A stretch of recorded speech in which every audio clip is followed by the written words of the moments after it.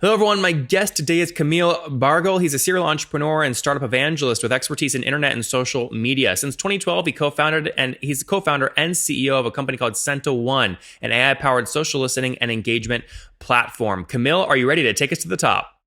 Yes, sure. Let's start. Very good. All right, Cento One. So, what's the company do, and is it a pure play SaaS revenue model? Well, it's actually a pure SaaS. We started a social listening company, meaning that we listen to billions of conversation about brands, people, products online, and we deliver this knowledge to small, medium, and large companies that want to have an advantage in social media Okay. space. And what do people on average pay for this per month, would you say? Yeah, so our average revenue per account is $350. Okay. So not maybe small business, but definitely not kind of mid or enterprise. You're kind of in the middle there. Let's put all this on a timeline. When did you launch the company? What year? It was 2011, October. Okay, 2011. And then over the past kind of 7, 8 years, how many customers have you been able to grow to? So right now we have over 450 customers, but we have been tested by over 20,000 different brands. That's great. Okay, so 450 customers at that $350 a month price point. That would mean your MRR is what, around 150 grand a month, something like that? Yeah, that's exactly what we do. Oh, that's great. And what does growth look like? So if you go back a year, where were you a year ago in October of 2017? So we are growing on average by approximately 30 to 50% in the last 6 years. Okay, so about $120,000 per month exactly a year ago, something like that. Yeah, exactly. Okay, and this is great. So I want to dive more into the product after I understand this last question here. Have you decided to bootstrap the company or have you raised capital? Well, we have raised initial capital 7 years ago. It was 200,000 euro because we needed servers. We basically needed to gather a lot of data when we are still students without that amount of capital. So we have raised the first money from seed investors and private angels.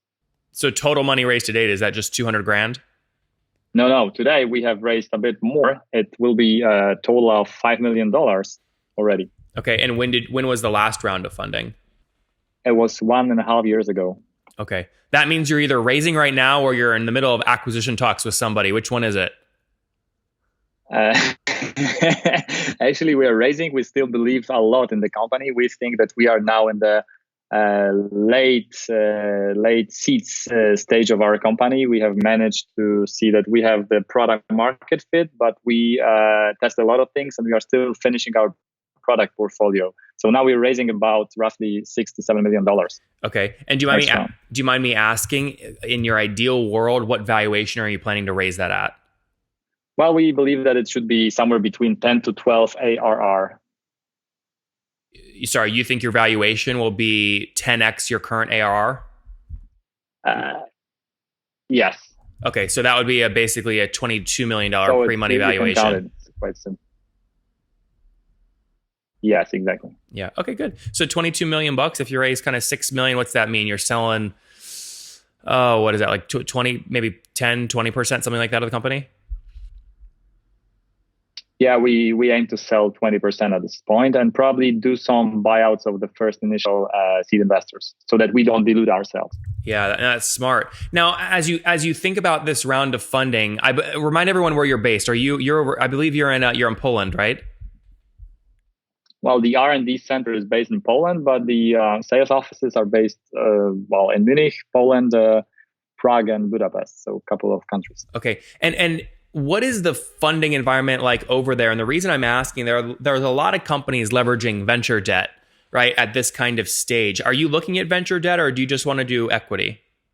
Well, we are looking at both basically because we are also talking with the European Investment Bank that has this tool, this venture debt, and we think this could be a potential nice leverage for Series A investors. So we're also looking into this thing. Yeah, maybe raise 4 million bucks in equity and 2 million in venture debt. Yeah.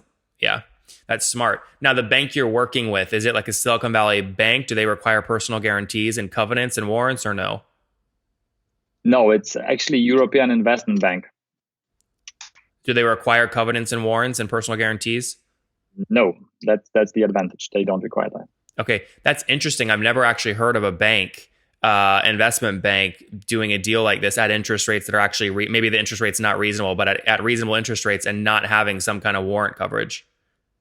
Well, that's public money, which is backed with this bank, so they don't simply require. They treat it as a tool for supporting young entrepreneurs from Europe into going global.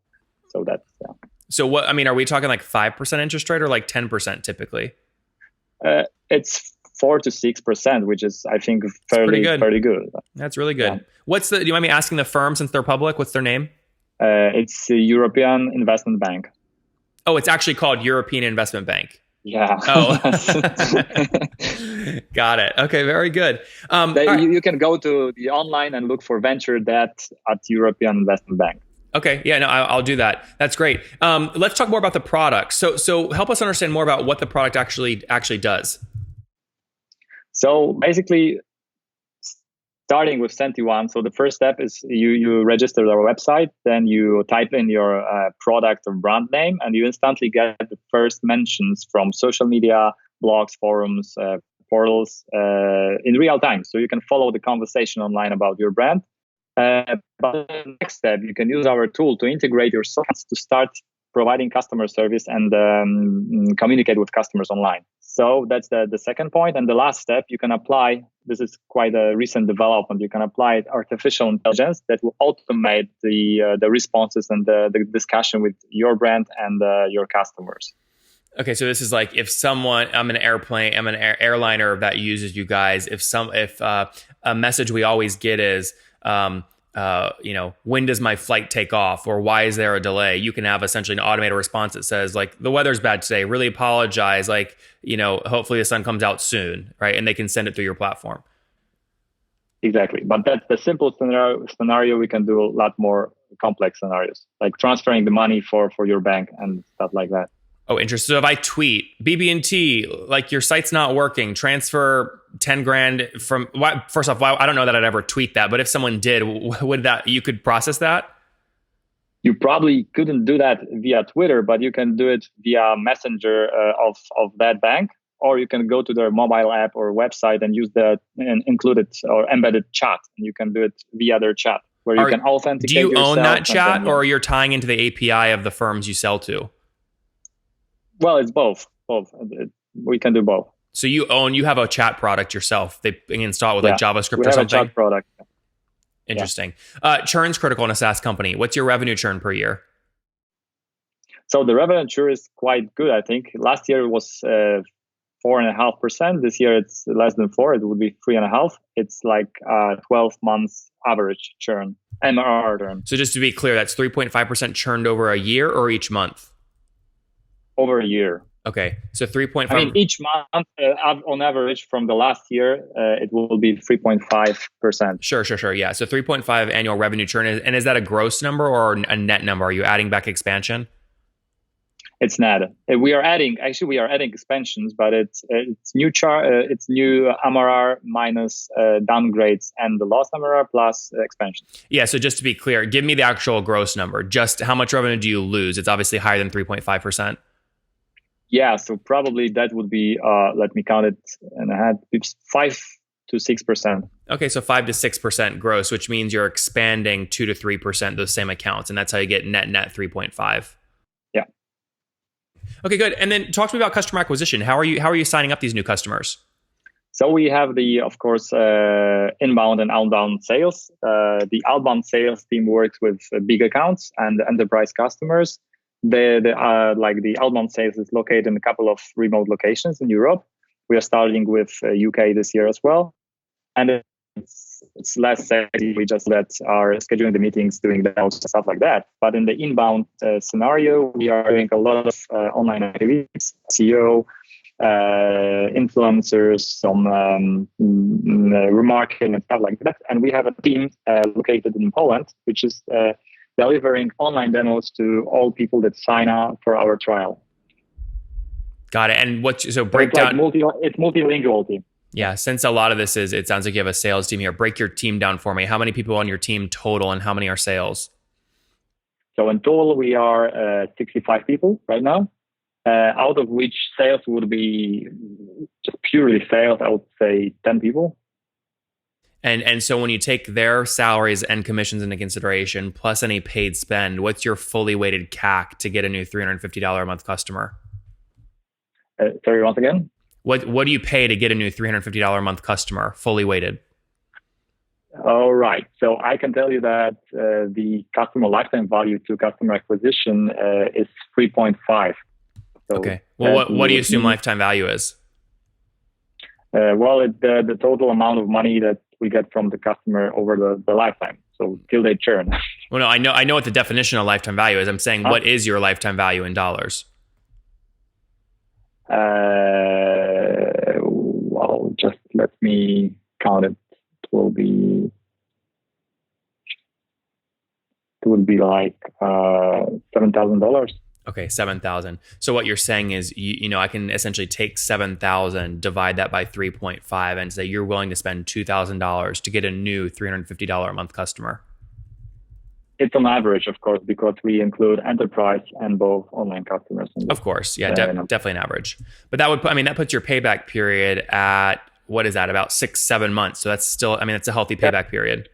It's around 8 up to like currently. Okay, that's great. Very good. All right, let's wrap up here with the famous 5. Number 1, what's your favorite business book? My favorite business book.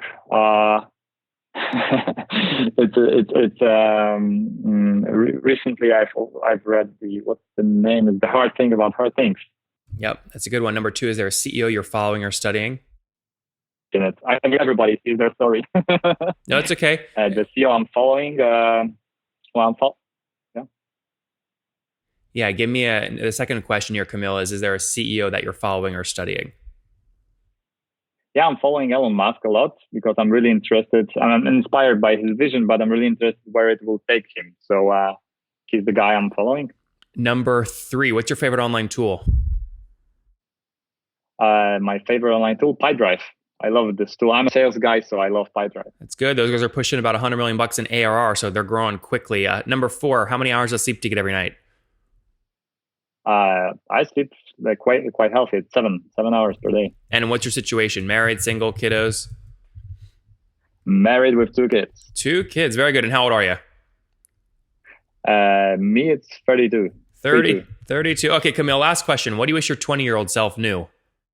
I wish, actually, I'm happy that I didn't know a lot of things that I know today because I wouldn't probably start a business in the first place. Well, just give me something that you wish you knew back then, a lesson you learned, something like that. The lesson I learned is that you have to be patient in many things. And as a young person, you're not. So I would love to know that in many cases, you need to be patient to see the result. Guys, there you have it. Camille Cento1 founded back a couple years ago, call it 2011. Now 65 people doing about 157 grand per month in revenue. They've raised $5 million. They've got 450 customers paying for their tool, which essentially allows you to be more effective on social listening, customer engagement platform. They're currently raising, call it between 6 and 7 million, hopefully on a $22 million pre-money valuation. Looking maybe at using a European investment bank for some venture debt at great interest. They're growing about 30 to 40% year over year. So good growth there, not crazy growth, but good growth. $2,000 CAC, 8-month payback period. Obviously both averages. Camille, thanks for taking us to the top. Thanks a lot, Nathan.